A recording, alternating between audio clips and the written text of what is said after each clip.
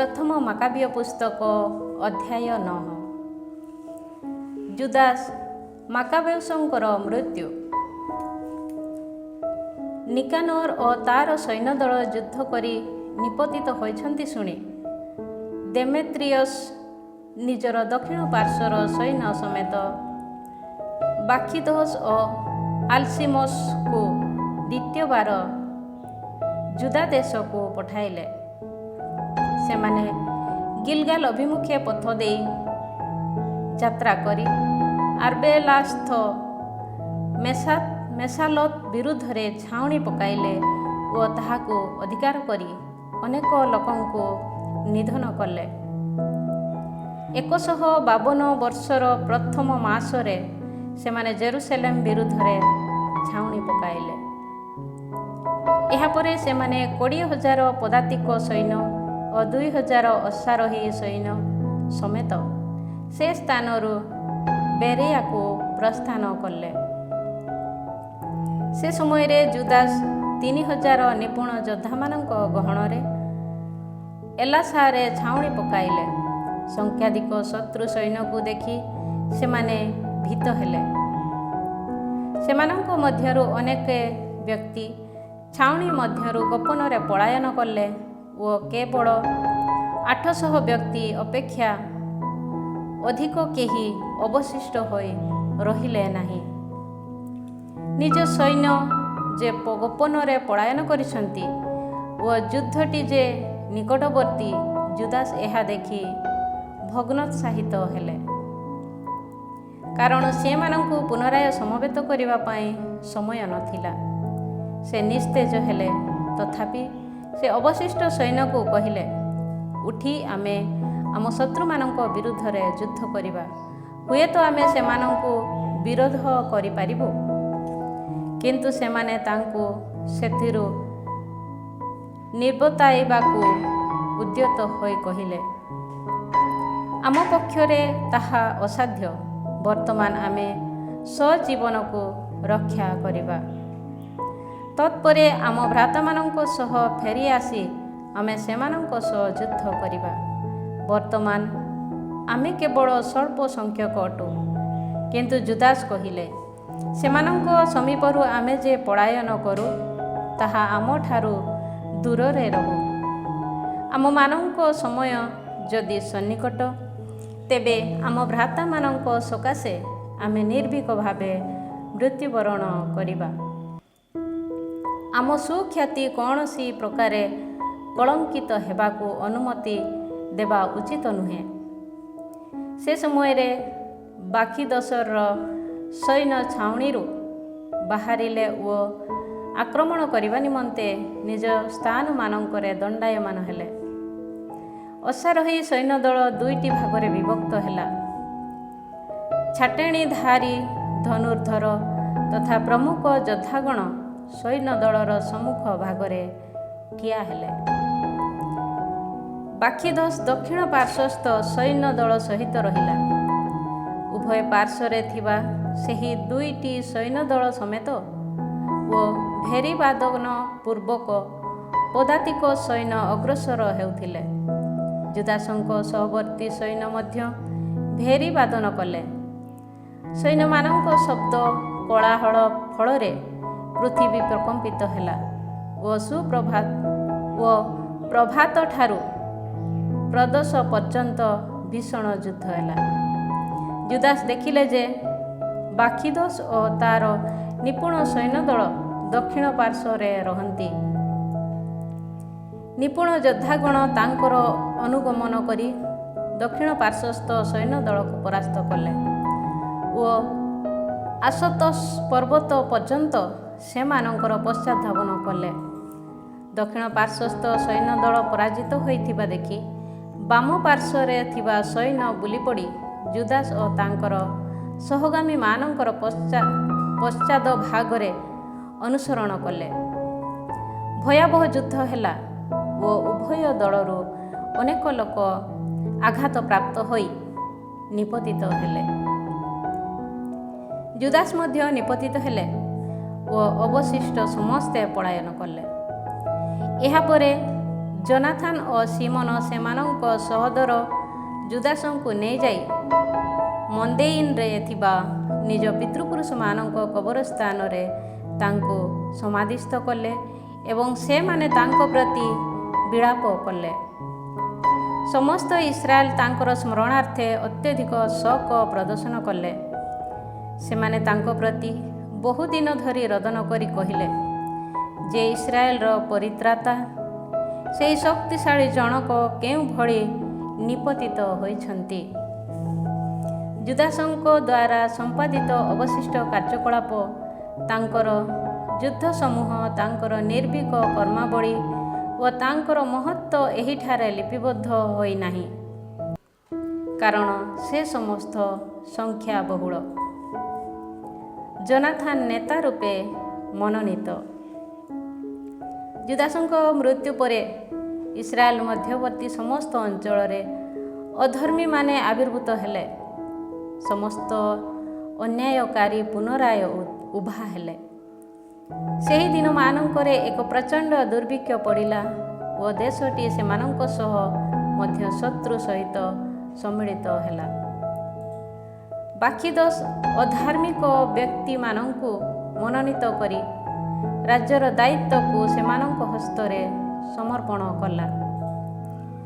ସେମାନେ ଜୁଦାସଙ୍କ ମିତ୍ରମାନଙ୍କୁ ସନ୍ଧାନ କରି ବାକିଦଶ ନିକଟକୁ ନେଇଗଲେ। ସେ ସେମାନଙ୍କ ବିରୁଦ୍ଧରେ ପ୍ରତିଶୋଧ ନେଲା ଓ ସେମାନଙ୍କୁ ଉପହାସ କଲା। ଫଳରେ ଇସ୍ରାଏଲ ଏପରି ସଙ୍କଟାପନ୍ନ ହେଲା ଯେ ଜନତା ମଧ୍ୟରେ ପ୍ରବକ୍ତାମାନଙ୍କର ଆବିର୍ଭାବ ସମାପ୍ତ ହୋଇଥିବା ଦିନଠାରୁ ଏପରି ଏକ ଅବସ୍ଥା ଦେଖାଯାଇନଥିଲା। ସେ ସମୟରେ ଜୁଦାସଙ୍କ ବନ୍ଧୁମାନେ ଜୋନାଥନଙ୍କ ସମୀପରେ ଏକତ୍ରିତ ହୋଇ ତାଙ୍କୁ କହିଲେ, ତୁମର ଭ୍ରାତା ଜୁଦାସଙ୍କ ମୃତ୍ୟୁ ପରେ ଆମ ଶତ୍ରୁଗଣ ଓ ବାକିଦଶ ବିରୁଦ୍ଧରେ ସଂଗ୍ରାମ କରିବା ଓ ଆମ ଘୃଣାକାରୀମାନଙ୍କୁ ଯଥୋଚିତ ଭାବେ ବିରୋଧ କରିବା ସକାଶେ ତାଙ୍କ ସଦୃଶ ଜଣେ ବ୍ୟକ୍ତିଙ୍କୁ ଆମେ ପାଇନାହୁଁ। ସୁତରାଂ ଆମ ନିମନ୍ତେ ସଂଗ୍ରାମ କରିବା ପାଇଁ ତାଙ୍କ ପରିବର୍ତ୍ତେ ଆମେ ଆଜି ତୁମକୁ ଆମର ଶାସକ ତଥା ନେତା ରୂପେ ମନୋନୀତ କରୁଅଛୁ। ତହୁଁ ଜୋନାଥନ ସେହି ଦିନମାନଙ୍କରେ ନେତୃତ୍ୱ ଗ୍ରହଣ କଲେ ଓ ତାଙ୍କ ସହୋଦର ଜୁଦାସଙ୍କ ସ୍ଥାନ ସ୍ୱୀକାର କଲେ। ତେକୋଆ ମରୁପ୍ରାନ୍ତରକୁ ପଳାୟନ। ବାକିଦଶ ଏହା ଶୁଣି ତାଙ୍କୁ ବଦ୍ଧ କରିବା ପାଇଁ ଉଦ୍ୟତ ହେଲା। କିନ୍ତୁ ଜୋନାଥନ, ତାଙ୍କର ଭ୍ରାତା ସିମୋନ ଓ ସେମାନଙ୍କର ସହବର୍ତ୍ତୀ ଜନତା ଏହା ଅବଗତ ହୋଇ ତେକୋଆ ମରୁପ୍ରାନ୍ତରକୁ ପଳାୟନ କଲେ ଏବଂ ଆସ୍ଫାର ଜଳାଶୟ ସମୀପରେ ଛାଉଣି ପକାଇଲେ।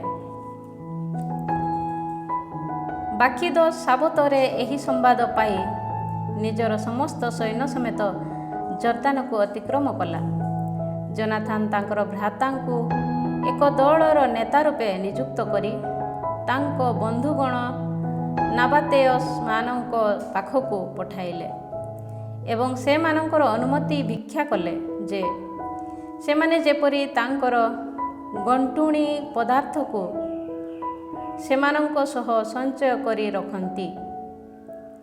କିନ୍ତୁ ମେଦେବାବାସୀ ଜାମବ୍ରିର ସନ୍ତାନମାନେ ଆସି ଯୋହାନାନ ଓ ତାଙ୍କର ସବୁକିଛି ଅଧିକାର କରି ପ୍ରସ୍ଥାନ କଲେ। ଏହାପରେ ଜୋନାଥନ ଓ ତାଙ୍କର ଭ୍ରାତା ସିମୋନଙ୍କୁ ଜଣାଇ ଦିଆଗଲା ଯେ ଜାମ୍ବ୍ରିର ସନ୍ତାନମାନେ ଗୋଟିଏ ମହା ବିବାହୋତ୍ସବ ପାଳନ କରନ୍ତି ଓ ନାଦାବାଦଠାରୁ ଏକ ବିଶାଳ ପ୍ରହରୀ ଦଳର ନେତୃତ୍ୱରେ କାନାନବାସୀ ଜଣେ ମହାନ କୁଳୀନ ବ୍ୟକ୍ତିର କନ୍ୟାକୁ ବଧୂ ରୂପେ ନେଇଯାଉଛନ୍ତି। ସେମାନଙ୍କ ସହୋଦର ଯୋହାନାନଙ୍କ ରକ୍ତକୁ ସ୍ମରଣ କରି ସେମାନେ ଯାଇ ପର୍ବତ ପଛରେ ଲୁକାୟିତ ହୋଇ ରହିଲେ। ସେମାନେ ଚକ୍ଷୁ ଉତ୍ତୋଳନ କରି ଦେଖିଲେ ଯେ ଏକ କୋଳାହଳମୟ ଶୋଭାଯାତ୍ରା ଅତ୍ୟଧିକ ଗଣ୍ଟୁଣି ପତ୍ର ସଙ୍ଗରେ ନେଇ ଆସୁଛନ୍ତି। ସେମାନଙ୍କୁ ଗ୍ରହଣ କରିବା ପାଇଁ ଶସ୍ତ୍ରଧାରୀ ବନ୍ଧୁଗଣ ଭ୍ରାତାଗଣ, ବାଦ୍ୟମେଳା ତଥା ଗାୟକମାନଙ୍କ ଗହଣରେ ବର ବାହାରିଲା। ସେ ସମୟରେ ଲୁକାୟିତ ହୋଇ ରହିଥିବା ସ୍ଥାନରୁ ଉଠି ସେମାନେ ନିକଟକୁ ଧାଇଁଗଲେ ଓ ସେମାନଙ୍କୁ ବଦ୍ଧ କରିବାକୁ ଆରମ୍ଭ କଲେ। ଅନେକ ଲୋକ ଆଘାତପ୍ରାପ୍ତ ହୋଇ ନିପତିତ ହେଲେ ଓ ଅବଶିଷ୍ଟ ବ୍ୟକ୍ତିଗଣ ପର୍ବତକୁ ପଳାୟନ କଲେ। ଜୋନାଥନ ଓ ତାଙ୍କର ସହଗାମୀମାନେ ସେମାନଙ୍କର ଗଣ୍ଠୁଣି ପତ୍ରକୁ ହସ୍ତଗତ କଲେ। ଏହିପରି ବିଭତ୍ସବ ରୋଦନରେ ଓ ସେମାନଙ୍କ ଗାୟକମାନଙ୍କ ସ୍ୱର ଶ୍ମଶାନ ସଙ୍ଗୀତରେ ପରିଣତ ହେଲା। ସେମାନଙ୍କର ଭ୍ରାତା ଯୋହାନଙ୍କ ରକ୍ତପାତ ପାଇଁ ସମ୍ପୂର୍ଣ୍ଣ ପ୍ରତିଶୋଧ ନେଲା ପରେ ସେମାନେ ଜର୍ଦାନର ସନ୍ତସନ୍ତିଆ ସ୍ଥାନକୁ ଫେରିଗଲେ। ଏହା ଶୁଣି ବାଖିଦୋସ ସାବତରେ ଗୋଟିଏ ବିରାଟ ସୈନ୍ୟ ସମେତ ଜର୍ଦାନର ତଟ ଦେଶକୁ ଆସିଲା। ସେ ସମୟରେ ଜୋନାଥନ ନିଜର ଅନୁଗାମୀମାନଙ୍କୁ କହିଲେ, ବର୍ତ୍ତମାନ ଉଠି ଆମେମାନେ ନିଜ ଜୀବନ ରକ୍ଷା ପାଇଁ ସମର କରିବା, କାରଣ କାର୍ଯ୍ୟଗୁଡ଼ିକ ଆଜି ପୂର୍ବ ଭଳି ନୁହେଁ। ଦେଖ, ଆମ ସମ୍ମୁଖରେ ଓ ପଶ୍ଚାତ ଭାଗରେ ଯୁଦ୍ଧ ଉପସ୍ଥିତ। ଆମର ଗୋଟିଏ ପାର୍ଶ୍ୱରେ ଜର୍ଦାନର ଜଳ, ଅପର ପାର୍ଶ୍ୱରେ ସନ୍ତସନ୍ତିଆ ସ୍ଥାନ ତଥା ବୁଦା ସମୂହ ବିଦ୍ୟମାନ। ଆମେମାନେ କୌଣସି ସ୍ଥାନକୁ ବୁଲି ଯାଇପାରିବୁ ନାହିଁ। ତୁମେମାନେ ଯେପରି ଆମ ଶତ୍ରୁ ହସ୍ତରୁ ଉଦ୍ଧାର ପାଇପାର, ସେଥିସକାଶେ ସ୍ୱର୍ଗ ସନ୍ନିଧାନରେ ବର୍ତ୍ତମାନ କ୍ରନ୍ଦନପୂର୍ବକ ନିବେଦନ କର। ଅତଏବ ଯୁଦ୍ଧ ଆରମ୍ଭ ହେଲା। ବାଖିଦୋସକୁ ଆଘାତ କରିବା ପାଇଁ ଜୋନାଥନ ନିଜ ହସ୍ତ ଉତ୍ତୋଳନ କଲେ, କିନ୍ତୁ ସେ ଖସିଯାଇ ପଶ୍ଚାତ ଭାଗକୁ ଗଲା। ସେ ସମୟରେ ଜୋନାଥନ ଓ ତାଙ୍କର ଅନୁଗାମୀମାନେ ଜର୍ଦାନ ମଧ୍ୟକୁ ଲମ୍ଫ ଦେଇ ନଦୀଟିର ଅପର ପାର୍ଶ୍ୱକୁ ସନ୍ତରଣ କଲେ, କିନ୍ତୁ ସେମାନଙ୍କୁ ଆକ୍ରମଣ କରିବା ପାଇଁ ଶତ୍ରୁମାନେ ଜର୍ଦାନକୁ ଅତିକ୍ରମ କଲେ ନାହିଁ। ସେହିଦିନ ବାଖିଦୋସର ସୈନ୍ୟ ଦଳରୁ ପ୍ରାୟ 1000 ଯୋଦ୍ଧା ନିପତିତ ହେଲେ। ଜୁଦିଆର ଦୁର୍ଗ ସମୂହ ଓ ଆଲସିମର ମୃତ୍ୟୁ। ଏହାପରେ ବାଖିଦୋସ ଜେରୁସେଲେମକୁ ଫେରିଆସିଲା। ସେ ଜୁଦିଆରେ ସୁଦୃଢ଼ ନଗରୀ ସମୂହ ନିର୍ମାଣ କରିବାକୁ ଆରମ୍ଭ କଲା। ସେ ପୁଣି ଜେରିଖୋର ଦୁର୍ଗ ନିର୍ମାଣ କଲା ଏବଂ ଏମାଉସ, ବେଥହରନ, ବେଥେଲ, ତିମ୍ନାଥ, ଫାରାତତ, ତେଫନ ପ୍ରଭୃତି ନଗରୀଗୁଡ଼ିକୁ ଉଚ୍ଚ ପ୍ରାଚୀର ଦ୍ୱାରା ତଥା ଅର୍ଗଳ ସମୂହ ଦ୍ୱାରା ସୁଦୃଢ଼ କଲା। ଇସ୍ରାଏଲକୁ ଉତ୍ପୀଡ଼ିତ କରିବା ପାଇଁ ସେ ସ୍ଥାନମାନଙ୍କରେ ପ୍ରହରୀ ସେନାମାନଙ୍କୁ ରଖିଲା। ବେତସୁର ଓ ଗାସାରା ନଗରୀ ସମୂହ ଏବଂ ତନ୍ମଧ୍ୟବର୍ତ୍ତୀ ଦୁର୍ଗକୁ ଦୃଢ଼ୀଭୂତ କରି ସେ ସେଠାରେ ସୈନ୍ୟମାନଙ୍କୁ ଅବସ୍ଥାପିତ କଲେ ଓ ତନ୍ମଧ୍ୟରେ ଖାଦ୍ୟପଦାର୍ଥ ସଞ୍ଚୟ କଲା। ଦେଶବାସୀ ପ୍ରମୁଖ ବ୍ୟକ୍ତିମାନଙ୍କର ପୁତ୍ରମାନଙ୍କୁ ପଣ ସ୍ୱରୂପ ଅଧିକାର କରି ସେ ଜେରୁସେଲେମସ୍ଥ ଦୁର୍ଗ ମଧ୍ୟରେ ରୁଦ୍ଧ କଲା। 153 ବର୍ଷର ଦ୍ୱିତୀୟ ମାସରେ ପବିତ୍ରାଳୟର ଅନ୍ତରତମ ପ୍ରାଙ୍ଗଣର ପ୍ରାଚୀରକୁ ବିଧ୍ୱସ୍ତ କରିବା ପାଇଁ ଆଲସିମୋସ ଆଦେଶ ଦେଲା। ପ୍ରବକ୍ତାମାନଙ୍କର ଯତ୍ନ ଫଳକୁ ସେ ନିଶ୍ଚିହ୍ନ କଲା, କିନ୍ତୁ ତାହାକୁ ବିଧ୍ୱସ୍ତ କରିବା ପାଇଁ ସେ କେବଳ ଆରମ୍ଭ କରିଥିଲା, କାରଣ ସେ ସମୟରେ ସେ ଆଘାତପ୍ରାପ୍ତ ହେଲା ଓ ତା ଦ୍ୱାରା ଆଦିଷ୍ଟ ସେହି କର୍ମ ସ୍ଥଗିତ ହେଲା। ତାର ଅଧରଟି ଅଚଳ ହୋଇ ପକ୍ଷାଘାତଗ୍ରସ୍ତ ହେଲା, ଯାହାଫଳରେ ନିଜ ଗୃହ ସମ୍ବନ୍ଧରେ ଆଉ କେବେ ପଦଟିଏ କହିବା କିମ୍ବା କୌଣସି ଆଦେଶ ଦେବା ପାଇଁ ସେ ଅସକ୍ଷମ ହେଲା। ଏହାପରେ ଆଲସିମୋସ ଅତ୍ୟଧିକ ଯନ୍ତ୍ରଣା ଭୋଗ କରି ମୃତ୍ୟୁବରଣ କଲା। ଆଲସିମୋସ ମୃତ୍ୟୁମୁଖରେ ପଡ଼ିଥିବା ଦେଖି ବାଖିଦୋସ ରାଜାଙ୍କ ନିକଟକୁ ଫେରିଗଲା ଓ 2 ବର୍ଷ ଧରି ଯୁଦାରେ ଶାନ୍ତି ବିରାଜିଲା। ବେତବାସୀ ନଗରୀର ଅବରୋଧ ଓ ଜନାଥନଙ୍କ ବିଜୟ। ସେ ସମୟରେ ଅଧର୍ମୀ ଲୋକେ ଷଡ଼ଯନ୍ତ୍ର କରି କହିଲେ, ଦେଖ, ଜନାଥନ ଓ ତାଙ୍କର ଅନୁଗାମୀମାନେ ଶାନ୍ତି ତଥା ଆତ୍ମବିଶ୍ୱାସରେ ଜୀବନଯାପନ କରନ୍ତି। ସୁତରାଂ ଆମେ ବର୍ତ୍ତମାନ ବାକିଦୋଷକୁ ଫେରାଇ ଆଣିବା ଓ ସେ ସେମାନଙ୍କୁ ଗୋଟିଏ ରାତ୍ରି ମଧ୍ୟରେ ଅଧିକାର କରିବ। ତତ୍ପରେ ସେମାନେ ଯାଇ ତା ସହ ଆଲୋଚନା କଲେ। ଏକ ବିରାଟ ସୈନ୍ୟ ସମେତ ଫେରିଆସିବା ପାଇଁ ସେ ପ୍ରସ୍ତୁତ ହେଲା। ଜନାଥନ ଓ ତାଙ୍କର ଅନୁଗାମୀମାନଙ୍କୁ ବନ୍ଦୀ କରିବା ନିମନ୍ତେ ଆଦେଶ ଦେଇ ଜୁଦିଆ ଦେଶସ୍ଥ ନିଜର ମିତ୍ର ଜନଙ୍କ ନିକଟକୁ ସେ ଗୋପନରେ ପତ୍ର ପଠାଇଲା। କିନ୍ତୁ ସେମାନଙ୍କର ଯୋଜନା ପ୍ରକାଶିତ ହେବା ଯୋଗୁଁ ସେମାନେ ତାହାକୁ କାର୍ଯ୍ୟରେ ପରିଣତ କରିପାରିଲେ ନାହିଁ। ବରଂ ବିଦ୍ରୋହ କରିବା ପାଇଁ ନେତୃତ୍ୱ ନେଇଥିବା ଲୋକଙ୍କ ମଧ୍ୟରୁ 50 ଜଣ ବ୍ୟକ୍ତିଙ୍କୁ ଜନାଥନଙ୍କ ଅନୁଚରମାନେ ଅଧିକାର କରି ବଦ୍ଧ କଲେ। ଏହାପରେ ଜନାଥନ ତାଙ୍କର ଅନୁଗାମୀଗଣ ଓ ସିମୋନ ମରୁପ୍ରାନ୍ତରସ୍ଥ ବେତବାସୀକୁ ଗଲେ। ତାହାର ବିଧ୍ୱସ୍ତ ହୋଇଥିବା ଭାଗକୁ ପୁନଃନିର୍ମାଣ କରି ସେମାନେ ତାହାକୁ ଦୃଢ଼ୀଭୂତ କଲେ। ବାକିଦୋଷ ଏହାର ଅବଗତ ହୋଇ ନିଜ ସମସ୍ତ ସୈନ୍ୟକୁ ଏକତ୍ରିତ କଲେ ଓ ଜୁଦିଆରେ ଥିବା ନିଜ ଲୋକମାନଙ୍କ ପାଖକୁ ଏକ ଆଦେଶ ପଠାଇଲେ। ଏହାପରେ ସେ ଆସି ବେତବାସୀ ବିରୁଦ୍ଧରେ ଛାଉଣି ପକାଇଲା। ସେ ଯୁଦ୍ଧ ଯନ୍ତ୍ର ସମୂହ ନିର୍ମାଣ କରି ବହୁଦିନ ଧରି ତାହା ବିରୁଦ୍ଧରେ ସଂଗ୍ରାମ କଲା।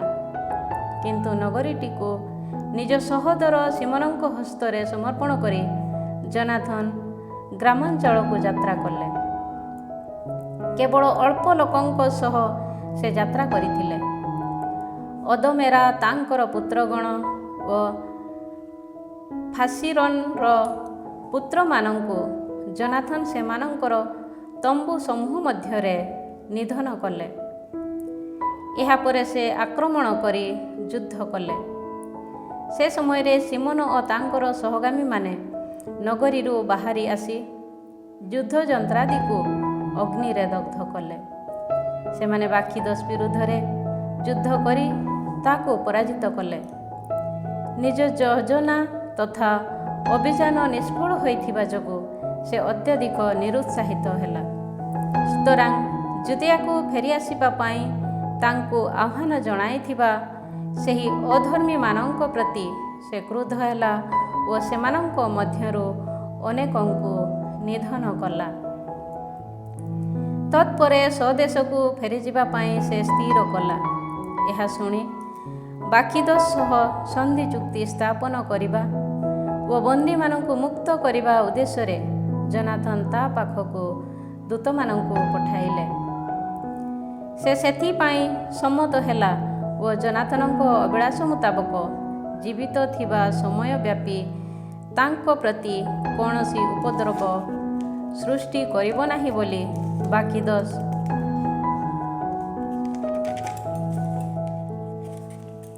ଜନାଥନଙ୍କ ନିକଟରେ ଶପଥ କଲା।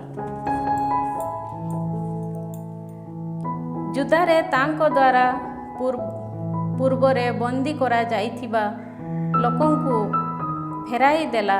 ଏହାପରେ ସେ ସ୍ୱଦେଶକୁ ଫେରିଗଲା ଓ ଆଉ କେବେ ହେଁ ଯିହୁଦୀମାନଙ୍କ ଦେଶକୁ ଆସିଲା ନାହିଁ। ଏହିପରି ଇସ୍ରାଏଲକୁ ଖड्ଗ ଅପସାରିତ ହେଲା। ଜନାଥନ ମିକ୍ମାସରେ ଅବସ୍ଥାନ କଲେ ଓ ଜନତା ଉପରେ ଶାସନ କରିବାକୁ ଆରମ୍ଭ କଲେ। ଇସ୍ରାଏଲର ଅଧର୍ମୀମାନଙ୍କୁ ବିନଷ୍ଟ କଲେ। ଅଧ୍ୟାୟ 10। ରାଜା ଦେମେତ୍ରିୟସ୍ ଓ ଜନାଥନ।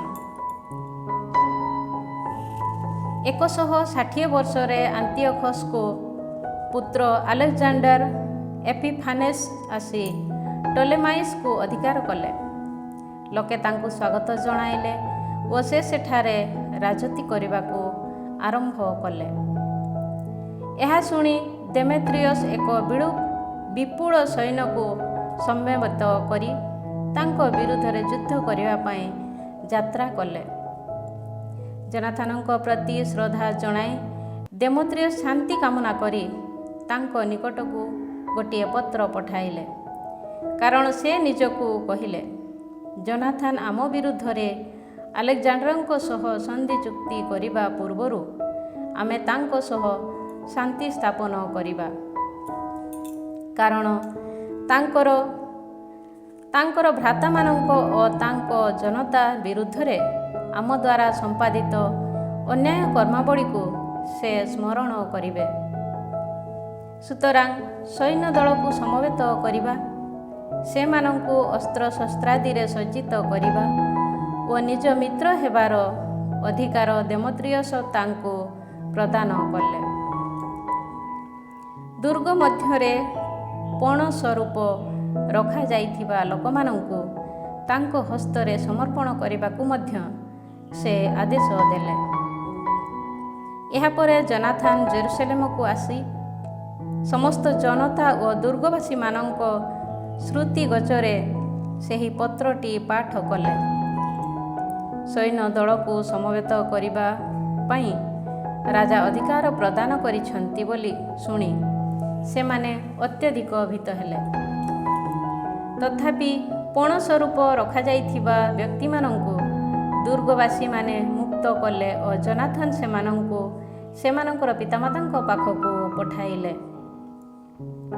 ଜେରୁସାଲେମରେ ରହି ସେହି ନଗରୀଟିକୁ ପୁନଃନିର୍ମାଣ ତଥା ନବୀକରଣ କରିବାକୁ ଜୋନାଥନ୍ ଆରମ୍ଭ କଲେ। ସମଚତୁର୍କୋଣ ବିଶିଷ୍ଟ ପଥରଗୁଡ଼ିକ ବ୍ୟବହାର ପୂର୍ବକ ସିୟନ ପର୍ବତର ଚତୁଃପାର୍ଶ୍ୱରେ ପ୍ରାଚୀର ତଥା ଅନ୍ୟାନ୍ୟ ଗମ୍ବୁଜ ସମୂହ ନିର୍ମାଣ କରି ତାହାକୁ ଅଧିକତର ଦୃଢ଼ୀଭୂତ କରିବାକୁ ସେ ଶ୍ରମିକମାନଙ୍କୁ ଆଦେଶ ଦେଲେ। ତହୁଁ ସେମାନେ ତାହା କାର୍ଯ୍ୟରେ ପରିଣତ କଲେ। ସେ ସମୟରେ ବାଖିଦୋସ୍ ଦ୍ୱାରା ନିର୍ମିତ ଦୁର୍ଗ ସମୂହ ମଧ୍ୟରେ ରହିଥିବା ବିଦେଶୀମାନେ ପଳାୟନ କଲେ। ପ୍ରତ୍ୟେକ ବ୍ୟକ୍ତି ନିଜ ସ୍ଥାନ ତ୍ୟାଗ କରି ସ୍ୱଦେଶକୁ ଫେରିଗଲେ।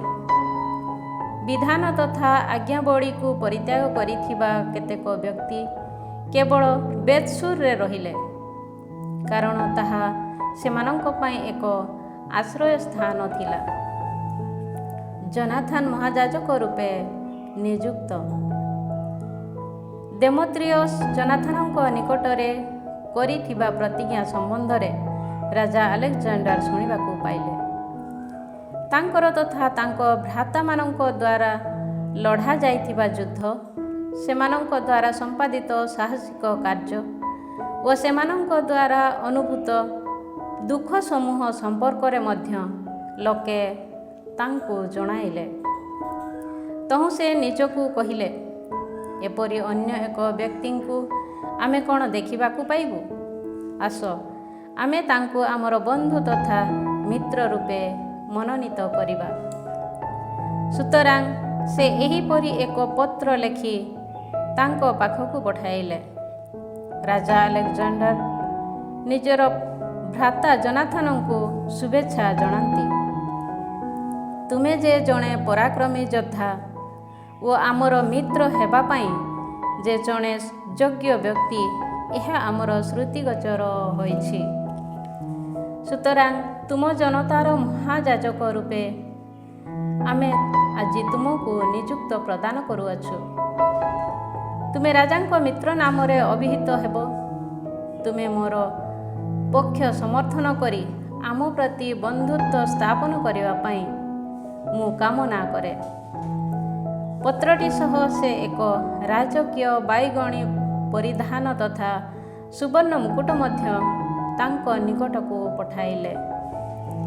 160 ବର୍ଷର ପ୍ରଥମ ମାସରେ ଶିବିରବାସୀ ଉତ୍ସବର ଦିନମାନଙ୍କରେ ଜୋନାଥନ୍ ପବିତ୍ର ବସ୍ତ୍ର ପରିହିତ ହେଲେ ଓ ସୈନ୍ୟମାନଙ୍କୁ ସମବେତ କରି ସେମାନଙ୍କୁ ପ୍ରଚୁର ଅସ୍ତ୍ରଶସ୍ତ୍ର ଦ୍ୱାରା ସଜ୍ଜିତ କଲେ। ଦେମେତ୍ରିୟସ୍‌ଙ୍କ ପତ୍ର। ଏ ସମସ୍ତ ଶୁଣି ଦେମେତ୍ରିୟସ୍ ଦୁଃଖ ପ୍ରକାଶ ପୂର୍ବକ କହିଲେ, ଆମ ଦ୍ୱାରା ସମ୍ପାଦିତ ଏ କାର୍ଯ୍ୟ କ'ଣ? ନିଜକୁ ଶକ୍ତିଶାଳୀ କରିବା ଉଦ୍ଦେଶ୍ୟରେ ଜିହୁଦୀମାନଙ୍କ ଗହଣରେ ବନ୍ଧୁତ୍ୱ ସ୍ଥାପନ କରିବା ବିଷୟରେ ଆଲେକଜାଣ୍ଡାର ଅଗ୍ରଣୀ ହୋଇଛନ୍ତି। ସେମାନେ ଯେପରି ଆମର ସହାୟ ହୁଅନ୍ତି ସେଥିପାଇଁ ପ୍ରୋତ୍ସାହନ ସୂଚକ ବାକ୍ୟ ଲେଖି ଓ ସେମାନଙ୍କ ପ୍ରତି ଶ୍ରଦ୍ଧା ତଥା ଉପହାର ସବୁ ପ୍ରତିଜ୍ଞା କରି ମୁଁ ମଧ୍ୟ ସେମାନଙ୍କ ନିକଟକୁ ପତ୍ର ପଠାଇବି। ଏହାପରେ ସେ ସେମାନଙ୍କ ନିକଟକୁ ଏହିପରି ଏକ ସନ୍ଦେଶ ପଠାଇଲେ। ରାଜା ଦେମେତ୍ରିୟସ୍ ଜିହୁଦୀ ଜନତାକୁ ଶୁଭେଚ୍ଛା ଜଣାନ୍ତି। ଆମ ସହିତ ସମ୍ପାଦିତ ଚୁକ୍ତି ତୁମେମାନେ ପାଳନ କରିବ। ଆମ ପ୍ରତି ତୁମର ବନ୍ଧୁତ୍ୱରେ ତୁମେ ଅଟଳ ରହିବ। ଆମ ଶତ୍ରୁମାନଙ୍କ ସହ ତୁମେମାନେ ପକ୍ଷପାତୀ ହୋଇନଥିବା ବିଷୟ ଶୁଣି ଆମେ ଆନନ୍ଦିତ ହୋଇଅଛୁ। ଭବିଷ୍ୟତରେ ମଧ୍ୟ ଆମ ପ୍ରତି ବିଶ୍ୱସ୍ତ ହୋଇ ରୁହ। ତାହା ହେଲେ ଆମ ପ୍ରତି ତୁମେମାନେ କରୁଥିବା ସମସ୍ତ ସେବା ପାଇଁ ଆମେ ସମୁଚିତ ପ୍ରତିଫଳ ପ୍ରଦାନ କରିବୁ। ଆମେ ତୁମ ପ୍ରତି ବହୁବିଧ କର ବିମୁକ୍ତ କରି ତଥା ଉପହାର ପ୍ରଦାନ କରିବାକୁ ସମ୍ମତ ହେବୁ। ଆମେ ବର୍ତ୍ତମାନ ଠାରୁ ତୁମମାନଙ୍କୁ ସ୍ୱତନ୍ତ୍ର କରିଅଛୁ ଓ ସମସ୍ତ ଜିହୁଦୀମାନଙ୍କୁ କର, ଲବଣ, ଖଜଣା ଓ ମୁକୁଟ ଖଜଣା ଅର୍ପଣ କରିବା କର୍ତ୍ତବ୍ୟରୁ ଦାୟମୁକ୍ତ କରୁଅଛୁ। ଶସ୍ୟର ଯେଉଁ ତୃତୀୟାଂଶ ଓ ବୃକ୍ଷ ସମୂହୋତ୍ପନ୍ନିତ ଫଳର ଯେଉଁ ଅର୍ଦ୍ଧାଂଶ ମୋର ପ୍ରାପ୍ୟ, ସେ ସମସ୍ତ ସଂଗ୍ରହ କରିବା ପରିବର୍ତ୍ତେ ମୁଁ ତାହା ଆଜି ତଥା ବର୍ତ୍ତମାନ ଠାରୁ ଉପେକ୍ଷା କରିଅଛି। ମୁଁ ତାହା ଜୁଦା ତଥା ତା ସହ ସଂଯୁକ୍ତ ହୋଇଥିବା ସାମାରିଆ ଓ ଗାଲିଲୀର 3ଟି ଅଞ୍ଚଳରୁ ବର୍ତ୍ତମାନ ଠାରୁ ଆଉ କେବେ ସଂଗ୍ରହ କରିବି ନାହିଁ। ଜେରୁସଲେମ ଓ ତାହାର ପରିପାର୍ଶ୍ୱ ତାହା ପ୍ରତି ଉଦ୍ଦିଷ୍ଟ ଦଶମାଂଶ ତଥା ଅନ୍ୟାନ୍ୟ କର ପବିତ୍ର ରୂପେ ବିବେଚିତ ହେବ ଓ ଖଜଣା ଦେୟରୁ ମୁକ୍ତ ହୋଇ ରହିବ। ଜେରୁସଲେମରେ ମୋର ଅଧୀନସ୍ଥ ଦୁର୍ଗକୁ ମୁଁ ଉପେକ୍ଷା କରି ମହାଯାଜକଙ୍କ ହସ୍ତରେ ସମର୍ପଣ କରୁଅଛି। ସେ ନିଜ ଦ୍ୱାରା ମନୋନୀତ ବ୍ୟକ୍ତିମାନଙ୍କୁ ସେଠାରେ ପହରା ଦେବାକୁ ନିଯୁକ୍ତି ପ୍ରଦାନ କରିପାରିବେ। ଜୁଦାରୁ ମୋର ରାଜ୍ୟର ଯେକୌଣସି ସ୍ଥାନକୁ ବନ୍ଦୀ ରୂପେ ଆନିତ ପ୍ରତ୍ୟେକ ଜିହୁଦୀକୁ ବିନା ମୋଚନ ମୂଲ୍ୟରେ ମୁଁ ମୁକ୍ତ କରୁଅଛି। ସେମାନଙ୍କର ପଶୁପଲ ଉପରେ ବସାଇଥିବା ଖଜଣାକୁ ରଦ୍ଦ କରିବା ପାଇଁ ମୁଁ ସମସ୍ତ କର୍ମଚାରୀମାନଙ୍କୁ ଆଦେଶ ଦେଉଅଛି। ସମସ୍ତ ଉତ୍ସବ ଦିନ, ସାବତ, ଅମାବାସ୍ୟା, ଅନ୍ୟ ଯେକୌଣସି ବିଶିଷ୍ଟ ଦିନ ଓ ଉତ୍ସବ ଦିବସର ପୂର୍ବ ତଥା ପରବର୍ତ୍ତୀ ଦିବସ ତ୍ରୟ ମୋର ରାଜ୍ୟବାସୀ ଜିହୁଦୀମାନଙ୍କ ପାଇଁ କର୍ମ ବିମୁକ୍ତି ତଥା ନିଷ୍କୃତିର ଦିନ ସଦୃଶ ବିବେଚିତ ହେବ। ସେମାନଙ୍କଠାରୁ କୌଣସି ବସ୍ତୁ ଆଦାୟ କରିବା କିମ୍ବା ସେମାନଙ୍କୁ ଯେକୌଣସି ବିଷୟ ସମ୍ପର୍କରେ ବିରକ୍ତ କରିବା ପାଇଁ କୌଣସି ବ୍ୟକ୍ତିର ଅଧିକାର ରହିବ ନାହିଁ। ଜିହୁଦୀମାନଙ୍କ ମଧ୍ୟରୁ 30,000 ବ୍ୟକ୍ତି ରାଜ୍ୟ ସୈନ୍ୟବାହିନୀରେ ତାଲିକାଭୁକ୍ତ ହେବେ ଓ ରାଜାଙ୍କ ସୈନିକମାନଙ୍କ ପାଇଁ ପ୍ରଦତ୍ତ ବେତନ ସେମାନଙ୍କୁ ମଧ୍ୟ ପ୍ରଦତ୍ତ ହେବ। ସେମାନଙ୍କ ମଧ୍ୟରୁ କେତେକ ବ୍ୟକ୍ତି ରାଜାଙ୍କ ଅଧୀନସ୍ଥ ଦୁର୍ଗ ସମୂହରେ ରଖାଯିବେ ଓ ସେମାନଙ୍କ ମଧ୍ୟରୁ କେତେକ ବ୍ୟକ୍ତି ରାଜ୍ୟ ମଧ୍ୟରେ ଦାୟିତ୍ୱ ସମ୍ପନ୍ନ ପଦବୀରେ ନିୟୋଜିତ ହେବେ। ସେମାନଙ୍କର ସେନାପତି ତଥା ଅନ୍ୟାନ୍ୟ କର୍ମଚାରୀ କେବଳ ସେମାନଙ୍କ ମଧ୍ୟରୁ ମନୋନୀତ ହେବେ। ଯୁଦ୍ଧ ପାଇଁ ରାଜା ଆଦେଶ ଦେଇଥିବା ଅନୁସାରେ ସେମାନେ ନିଜ ନିଜ ବିଧାନର ଅନୁସରଣ କରି କାଳାତିପାତ କରିବେ। ସାମାରିଆ ପ୍ରଦେଶରୁ ଜୁଦିଆ ସହ ସଂଯୁକ୍ତ ହୋଇଥିବା ସେହି ତିନୋଟି ଅଞ୍ଚଳ କେବଳ ଜଣେ ଶାସନକର୍ତ୍ତାଙ୍କ ଅଧୀନସ୍ଥ ଥିବା ଭଳି ବିବେଚିତ ହେବ। ମହାଯାଜକଙ୍କ ବ୍ୟତୀତ ଅନ୍ୟ କାହାର ସେମାନେ ଅନୁଗତ ହେବେ ନାହିଁ। ଜେରୁସାଲେମସ୍ଥ ପବିତ୍ରାଳୟର ଭରଣ ପୋଷଣ ପାଇଁ ଆବଶ୍ୟକ ବ୍ୟୟର ନିର୍ବାହ ଉଦ୍ଦେଶ୍ୟରେ ମୁଁ ଟଲେମାଇସ୍ ଓ ତା'ର ଚତୁଃପାର୍ଶ୍ୱସ୍ଥ ଅଞ୍ଚଳକୁ ଉପହାର ସ୍ୱରୂପ ପବିତ୍ରାଳୟକୁ ସମର୍ପଣ କରୁଅଛି। ବିଶେଷ ସ୍ଥାନମାନଙ୍କରୁ ଆଦାୟ ହେଉଥିବା ରାଜାଙ୍କର ରାଜସ୍ୱରୁ ପ୍ରତିବର୍ଷ 15,000 ଶେକେଲ ରୌପ୍ୟ ମୁଦ୍ରା ମଧ୍ୟ ମୁଁ ସମର୍ପଣ କରୁଛି। ରାଜ କର୍ମଚାରୀମାନଙ୍କ ବ୍ୟୟ ପରେ ରହିଥିବା ଯେଉଁ ଅର୍ଥକୁ ପୂର୍ବ ବର୍ଷସମୂହ ଭଳି ସେମାନେ ଅଦ୍ୟାବଧି ଗଚ୍ଛିତ କରି ନାହାନ୍ତି, ବର୍ତ୍ତମାନଠାରୁ ତାହା ପବିତ୍ରାଳୟର ସେବା କାର୍ଯ୍ୟ ପାଇଁ ସମର୍ପଣ କରିବେ। ଦେବାଳୟ ସେବା କାର୍ଯ୍ୟରୁ ପ୍ରାୟ ଆୟ ମଧ୍ୟରୁ ଯେଉଁ 5,000 ଶେକେଲ ରୌପ୍ୟ ମୁଦ୍ରାକୁ ରାଜକୀୟ କର୍ମଚାରୀମାନେ ପ୍ରତିବର୍ଷ ଆଦାୟ କରୁଥିଲେ, ମୁଁ ତାହା ବର୍ତ୍ତମାନଠାରୁ ଉପେକ୍ଷା କରୁଅଛି। କାରଣ ତାହା ଦେବାଳୟ ମଧ୍ୟରେ ସେବା କାର୍ଯ୍ୟ କରୁଥିବା ଯାଜକମାନଙ୍କ ପାଇଁ ଉଦ୍ଦିଷ୍ଟ।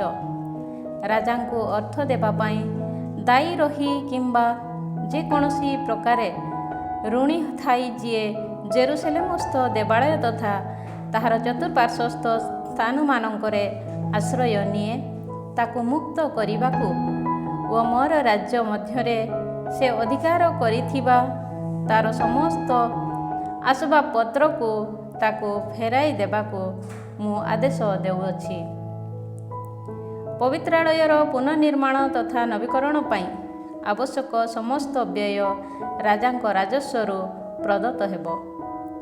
ସେହିପରି ଜେରୁସାଲେମର ପ୍ରାଚୀରଗୁଡ଼ିକୁ ପୁନଃନିର୍ମାଣ କରିବା ଓ ତାହାର ଚତୁଃପାର୍ଶ୍ୱକୁ ସୁଦୃଢ଼ କରିବା ଓ ଜୁଦେୟା ମଧ୍ୟବର୍ତ୍ତୀ ଦୁର୍ଗସମୂହର ପ୍ରାଚୀରକୁ ପୁନଃନିର୍ମାଣ କରିବା ପାଇଁ ଆବଶ୍ୟକ ବ୍ୟୟ ମଧ୍ୟ ରାଜଭଣ୍ଡାରରୁ ପ୍ରଦତ୍ତ ହେବ। ଆଲେକଜାଣ୍ଡାରଙ୍କ ସହ ସନ୍ଧି ସ୍ଥାପନ। ପୂର୍ବୋକ୍ତ ପ୍ରସ୍ତାବ ଶୁଣି ଜୋନାଥନ ଓ ଜନତା ସେ ସବୁ ବିଶ୍ୱାସ କଲେ ନାହିଁ କିମ୍ବା ଗ୍ରହଣ ମଧ୍ୟ କଲେ ନାହିଁ। କାରଣ ସେମାନେ ଇସ୍ରାଏଲ ବିରୁଦ୍ଧରେ ଦେମେତ୍ରିୟସଙ୍କ ସହ ସମସ୍ତ ଅନିଷ୍ଟ କାର୍ଯ୍ୟ ତଥା ଜନତା ବିରୁଦ୍ଧରେ ତାଙ୍କର ନିର୍ଧନ ଉତ୍ପୀଡ଼ନ ବିଷୟ ସ୍ମରଣ କଲେ।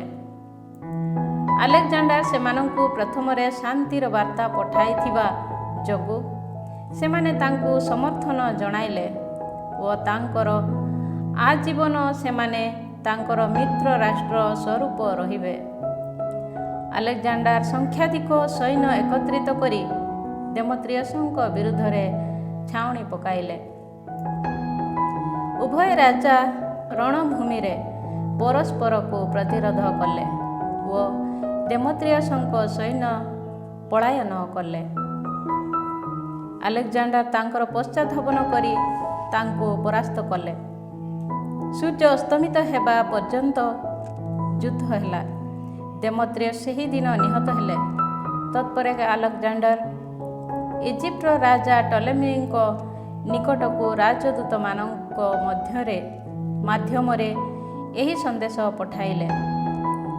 ମୋର ରାଜ୍ୟକୁ ଫେରିଆସି ମୁଁ ମୋର ପିତୃପୁରୁଷମାନଙ୍କର ସିଂହାସନରେ ଆସୀନ ହୋଇଛି ଓ ରାଜ୍ୟ ଉପରେ ମୋର ରାଜାଧିକାର ସଂସ୍ଥାପନ କରିଅଛି। କାରଣ ଦେମେତ୍ରିୟସଙ୍କୁ ପରାସ୍ତ କରି ମୁଁ ରାଜ୍ୟଟିକୁ ପୁନଃପ୍ରାପ୍ତ ହୋଇଅଛି।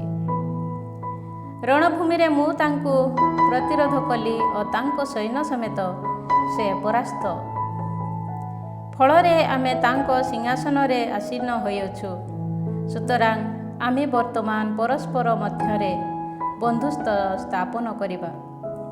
ତୁମ କନ୍ୟାକୁ ମୋତେ ପତ୍ନୀ ରୂପେ ପ୍ରଦାନ କର ଓ ମୁଁ ତୁମର ଜାମାତା ହେବି। ତୁମ ଓ ତାହା ପ୍ରତି ମୁଁ ତୁମର ପଦ ଅନୁପୁର ଉପହାର ସବୁ ପ୍ରଦାନ କରିବି। ଉତ୍ତରରେ ରାଜା ଟଲେମୀ କହିଲେ, ଆମ ପିତୃପୁରୁଷମାନଙ୍କ ରାଜ୍ୟକୁ ଫେରି ଆସି ସେମାନଙ୍କର ସିଂହାସନରେ ତୁମେ ଆସୀନ ହେବା ଦିବସ ଆନନ୍ଦଦାୟକ ଅଟେ। ତୁମେ ମୋତେ ଲେଖିଥିବା ଅନୁଯାୟୀ ମୁଁ ସାଧନ କରିବି, କିନ୍ତୁ ଆମେ ପରସ୍ପରକୁ ସନ୍ଦର୍ଶନ କରିପାରିବା ଓ ତୁମର ପ୍ରସ୍ତାବ ଅନୁଯାୟୀ ମୁଁ ତୁମର ଶ୍ୱଶୁର ହେବା ପାଇଁ ଟଲେମାଇସ୍କୁ ଆସି ତୁମେ ମୋତେ ସାକ୍ଷାତ କର। 162 ବର୍ଷରେ ନିଜର କନ୍ୟା କ୍ଲେଓପାତ୍ରା ଗହଣରେ ଟଲେମି ଇଜିପ୍ଟରୁ ଯାତ୍ରା କରି ଟଲେମାଇସ୍କୁ ଆସିଲେ। ରାଜା ଆଲେକଜାଣ୍ଡାର ତାଙ୍କୁ ସାକ୍ଷାତ କରିବା ପାଇଁ ଗଲେ ଓ ଟଲେମି ନିଜ କନ୍ୟାକୁ ତାଙ୍କ ସହ ବିବାହ ଦେଲେ। ରାଜାମାନେ ଯେପରି କରନ୍ତି ସେହିପରି ଟଲେମାଇସ୍ଠାରେ ବିବାହୋତ୍ସବ ମହାଡମ୍ବର ପୂର୍ବକ ପାଳିତ ହେଲା। ଏହାପରେ ଆସି ନିଜର ସନ୍ଦର୍ଶନ କରିବାକୁ ଅଭିଳାଷ ପ୍ରକାଶ କରି ରାଜା ଆଲେକଜାଣ୍ଡାର ଜୋନାଥନଙ୍କ ନିକଟକୁ ପତ୍ର ପଠାଇଲେ। ଆଡ଼ମ୍ବର ପୂର୍ବକ ଟଲେମାଇସ୍କୁ ଯାତ୍ରା କରି ଜୋନାଥନ ଉଭୟ ରାଜାଙ୍କୁ ସନ୍ଦର୍ଶନ କଲେ। ସେ ସେମାନଙ୍କୁ ଓ ସେମାନଙ୍କର ମିତ୍ରମାନଙ୍କୁ ରୌପ୍ୟ, ସ୍ୱର୍ଣ୍ଣ ତଥା ବହୁବିଧ ଉପହାର ଦାନ ଦେଲେ। ଫଳରେ ସେ ସେମାନଙ୍କ ପ୍ରତି ପ୍ରୀତିପ୍ରାପ୍ତ ହେଲେ। କେତେକ ଅହିତକର ତଥା ବିଧର୍ମୀ ଇସ୍ରାଏଲୀୟ ଲୋକ ତାଙ୍କ ବିରୁଦ୍ଧରେ ଅଭିଯୋଗ କରିବା ପାଇଁ ଏକତ୍ରିତ ହେଲେ, କିନ୍ତୁ ରାଜା ସେମାନଙ୍କର ଅଭିଯୋଗ ପ୍ରତି କର୍ଣ୍ଣପାତ କଲେ ନାହିଁ। ଜୋନାଥନଙ୍କର ପରିହିତ ବସ୍ତ୍ର ବଦଳାଇ ତାଙ୍କୁ ବାଇଗଣୀ ବସ୍ତ୍ର ପରିହିତ କରିବାକୁ ରାଜା ଆଦେଶ ଦେଲେ। ସେମାନେ ତାହା କାର୍ଯ୍ୟରେ ପରିଣତ କଲେ। ରାଜା ତାଙ୍କୁ ନିଜ ପାର୍ଶ୍ୱରେ ଆସୀନ କରାଇଲେ ଓ ତାଙ୍କର କର୍ମଚାରୀମାନଙ୍କୁ କହିଲେ, ତୁମେମାନେ ତାଙ୍କ ଗହଣରେ ନଗରୀ ମଧ୍ୟକୁ ଯାତ୍ରା କର ଓ ଘୋଷଣା କର ଯେ କେହି କେବେ କୌଣସି କ୍ଷେତ୍ରରେ ତାଙ୍କ ବିରୁଦ୍ଧରେ ଅଭିଯୋଗ ନ କରୁ ଓ କେହି ହେଲେ ଯେକୌଣସି କାରଣରୁ ତାଙ୍କୁ ବିରକ୍ତ ନ କରୁ।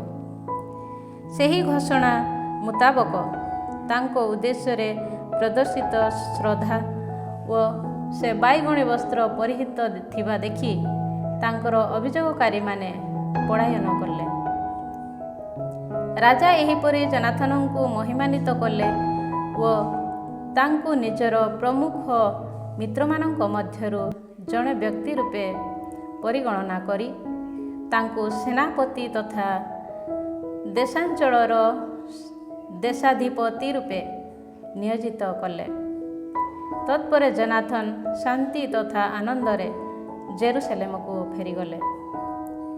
ଦେମେତ୍ରିୟସ୍ ଦ୍ୱିତୀୟଙ୍କ ପରାଜୟ।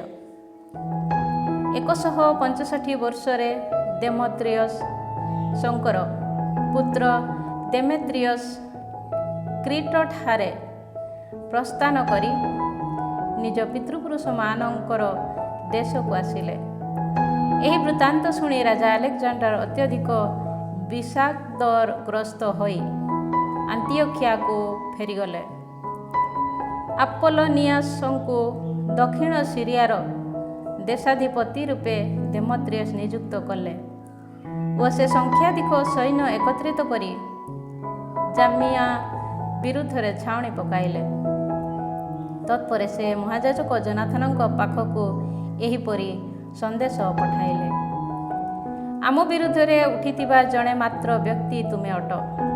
ତୁମ ଯୋଗୁଁ ମୁଁ ହାସ୍ୟାସ୍ପଦ ତଥା ଭର୍ତ୍ସନାଜନ୍ୟ ଯୋଗ୍ୟ ହୋଇଛି। ପାର୍ବତ୍ୟାଞ୍ଚଳରେ ଆମ ବିରୁଦ୍ଧରେ ତୁମେ କାହିଁକି ଅଧିକାର ବିସ୍ତାର କରୁଅଛ?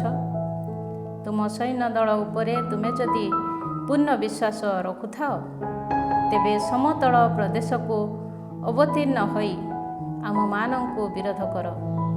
ସେଠାରେ ଆମେ ପରସ୍ପର ମଧ୍ୟରେ ଆମର ବଳ ପରୀକ୍ଷା କରିବା, କାରଣ ନଗରୀ ସମୂହ ମୋତେ ସମର୍ଥନ କରେ।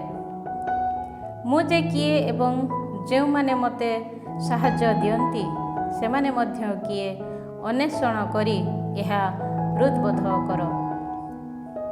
ତୁମେ ଜାଣି ରଖ ଯେ ଆମକୁ ପ୍ରତିରୋଧ କରିବା ପାଇଁ ତୁମେ ଅସମର୍ଥ, କାରଣ ତୁମ ପିତୃପୁରୁଷମାନଙ୍କୁ ଆମେ ସେମାନଙ୍କ ରାଜ୍ୟ ମଧ୍ୟରେ ପରାସ୍ତ କରି ବିତାଡ଼ିତ କରିଅଛୁ।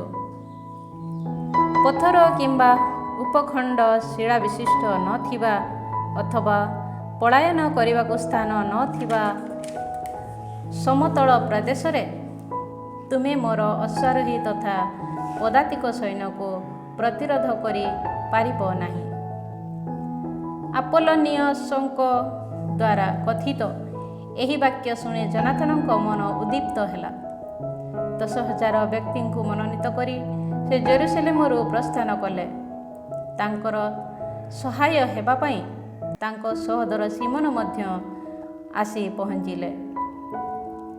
ସେ ଜପ୍ପା ସମ୍ମୁଖରେ ଛାଉଣି ପକାଇଲେ, କିନ୍ତୁ ଜପ୍ପା ନଗରୀବାସୀମାନେ ଦ୍ୱାର ସମୂହକୁ ରୁଦ୍ଧ କଲେ, କାରଣ ଆପୋଲୋନିୟସ ଜପ୍ପାରେ ଗୋଟିଏ ପ୍ରହରୀ ସୈନ୍ୟଦଳକୁ ରଖିଥିଲେ।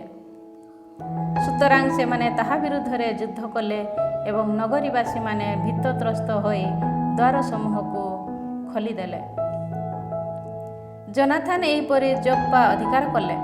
ଏହା ଶୁଣି ଆପୋଲୋନିୟସ 3,000 ଅଶ୍ୱାରୋହୀ ସୈନ୍ୟ ଓ ଏକ ବିଶାଳ ପଦାତିକ ସୈନ୍ୟ ସଂଗ୍ରହ କରି ଆଶୋତୋସ ଅତିକ୍ରମ କରି ଯାତ୍ରା କରିଥିବା ଛଳନାପୂର୍ବକ ଆଶୋତୋସକୁ ଗଲେ। ସେହି ସମୟରେ ନିଜର ବିରାଟ ଅଶ୍ୱାରୋହୀ ସୈନ୍ୟ ଉପରେ ଆସ୍ଥା ସ୍ଥାପନ କରି ସେ ସମତଳ ଦେଶକୁ ଅଗ୍ରସର ହେଲେ। ଜନାଥନ ଆଶୋତୋସ ପର୍ଯ୍ୟନ୍ତ ତାଙ୍କର ପଶ୍ଚାଧାବନ କଲେ ଓ ଉଭୟ ସୈନ୍ୟଦଳ ପରସ୍ପରକୁ ରଣଭୂମିରେ ପ୍ରତିରୋଧ କଲେ। କିନ୍ତୁ ଆପୋଲୋନିୟସ 1,000 ଅଶ୍ୱାରୋହୀ ସୈନ୍ୟକୁ ସେମାନଙ୍କର ପଶ୍ଚାତ ଭାଗରେ ଗୁପ୍ତ ଭାବେ ରଖିଥିଲେ। ନିଜର ପଶ୍ଚାତ ଭାଗରେ ଯେ ଲୋକ ଛକି ବସିଛନ୍ତି, ଜନାଥନ ଏହା ଅବଗତ ହେଲେ, କାରଣ ଯେଉଁମାନେ ଛକି ବସିଥିଲେ ସେମାନେ ତାଙ୍କର ସୈନ୍ୟ ଦଳକୁ ବେଷ୍ଟନ କରି ପ୍ରଭାତଠାରୁ ପ୍ରଦୋଷ ପର୍ଯ୍ୟନ୍ତ ତୀର କ୍ଷେପଣ କରିଥିଲେ। କିନ୍ତୁ ଜନାଥନଙ୍କ ଆଦେଶ ମୁତାବକ ତାଙ୍କର ସୈନ୍ୟ ଦଳ ଅଟଳ ରହିଲେ ଏବଂ କ୍ରମଶଃ ଶତ୍ରୁଙ୍କ ଘଟକ ଗୁଡ଼ିକ କ୍ଳାନ୍ତ ହେଲେ। ସେ ସମୟରେ ସିମୋନ ନିଜ ସୈନ୍ୟ ସମେତ ଅଗ୍ରସର ହୋଇ ପଦାତିକ ସୈନ୍ୟକୁ ଆକ୍ରମଣ କଲେ। ଇତିମଧ୍ୟରେ ଅଶ୍ୱାରୋହୀ ସୈନ୍ୟ କ୍ଳାନ୍ତ ହୋଇଥିଲେ। ସେ ସେମାନଙ୍କୁ ପରାସ୍ତ କଲେ ଏବଂ ସେମାନେ ପଳାୟନ କଲେ। ଅଶ୍ୱାରୋହୀ ସୈନ୍ୟ ସମତଳ ପ୍ରଦେଶରେ ବିକ୍ଷିପ୍ତ ହେଲେ। ସେମାନେ ଆଶୋତୋସକୁ ପଳାୟନ କରି ଆତ୍ମରକ୍ଷା ପାଇଁ ନିଜର ଦେବ ପ୍ରତିମୂର୍ତ୍ତିର ମନ୍ଦିର ବେତଦାଗନ ମଧ୍ୟରେ ପ୍ରବେଶ କଲେ। କିନ୍ତୁ ଜନାଥନ ଆଶୋତୋସ ଓ ଚତୁଃପାର୍ଶ୍ୱସ୍ଥ ସହର ସମୂହକୁ ଦଗ୍ଧ କରି ସେ ସମସ୍ତକୁ ଲୁଣ୍ଠନ କଲେ। ଦାଗନର ମନ୍ଦିର ଓ ଯେଉଁମାନେ ତନ୍ମଧ୍ୟରେ ଆଶ୍ରୟ ନେଇଥିଲେ ସେମାନଙ୍କୁ ସେ ଅଗ୍ନିରେ ଦଗ୍ଧ କଲେ। ଯେଉଁମାନେ ଖଡ଼୍ଗ ଦ୍ୱାରା ନିପତିତ ହେଲେ ଓ ଯେଉଁମାନେ ଜୀବିତାବସ୍ଥାରେ ଦଗ୍ଧୀଭୂତ ହେଲେ ସେମାନଙ୍କର ସର୍ବମୋଟ ସଂଖ୍ୟା 8,000 ଥିଲା। ଏହାପରେ ଜନାଥନ ସେ ସ୍ଥାନରୁ ଯାତ୍ରା କରି ଆସ୍କେଲନ ବିରୁଦ୍ଧରେ ଛାଉଣି ପକାଇଲେ। ନଗରୀବାସୀମାନେ ବାହାରି ଆସି ତାଙ୍କୁ ଆଡ଼ମ୍ବରପୂର୍ବକ ସାକ୍ଷାତ କଲେ। ଅଧିକାର କରିଥିବା ବିପୁଳ ଲୁଣ୍ଠିତ ଦ୍ରବ୍ୟ ସମେତ ଜନାଥନ ଓ ତାଙ୍କର ଅନୁଗାମୀମାନେ ଜେରୁସାଲେମକୁ ଫେରିଗଲେ। ଏ ସମସ୍ତ ଶୁଣି ରାଜା ଆଲେକଜାଣ୍ଡର ଜନାଥନଙ୍କୁ ଅଧିକତର ମହିମାନ୍ୱିତ କଲେ। କେବଳ ରାଜକୀୟ ଆତ୍ମୀୟ ବ୍ୟକ୍ତିମାନଙ୍କୁ ପ୍ରଦତ୍ତ ହେଉଥିବା ଏକ ସୁବର୍ଣ୍ଣ ବଳା ସେ ତାଙ୍କ ନିକଟକୁ ପଠାଇଲେ। ସେ ତାଙ୍କୁ ଏକ୍ରୋନ ଓ ତାହାର ଚତୁଃପାର୍ଶ୍ୱସ୍ଥ ପ୍ରଦେଶ ସମୂହ ମଧ୍ୟ ପ୍ରଦାନ କଲେ।